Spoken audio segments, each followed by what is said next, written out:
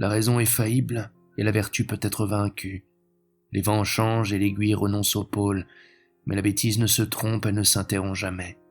Depuis que l'on a découvert que l'axe de la Terre oscille, la bêtise est indispensable comme étalon de la constance.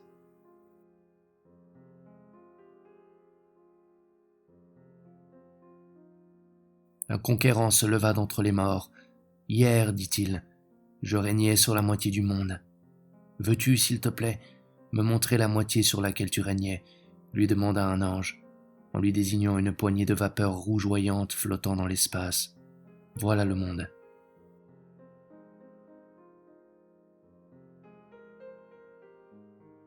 Le ciel est un miroir concave dans lequel l'homme voit sa propre image déformée et cherche à se la concilier.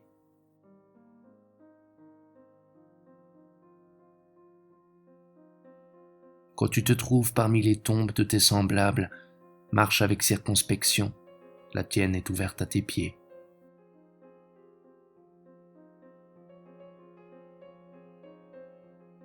L'amour est une attention détournée. De la contemplation d'un être, on en vient à considérer son rêve.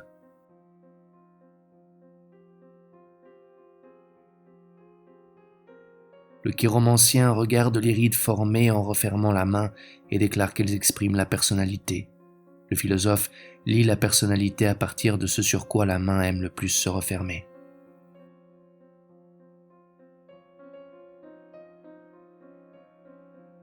Ah, quel malheur que le sien qui, maudit toute sa vie, à l'approche de sa seconde enfance, n'en a pas eu de première.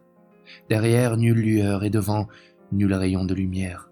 De chaque côté de sa journée de ténèbres, une nuit.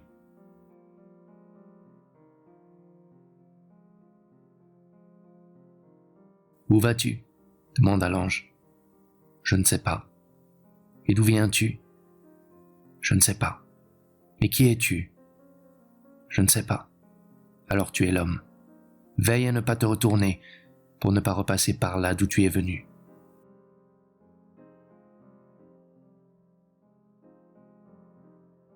Un homme est la somme de ses ancêtres. Pour le réformer, on doit commencer par un singe mort et redescendre le long d'1 million de tombes. Il est comme l'extrémité inférieure d'une chaîne suspendue. On peut le faire bouger légèrement à droite ou à gauche, mais ôtez votre main et il retombe exactement dans le prolongement des autres anneaux.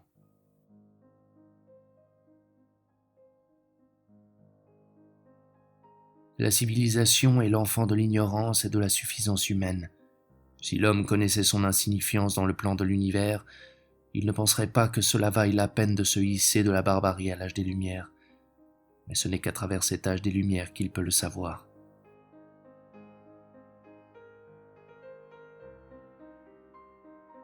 Les anges font de bons et de mauvais rêves, et nous sommes ces rêves. Quand un ange se réveille, l'un de nous meurt.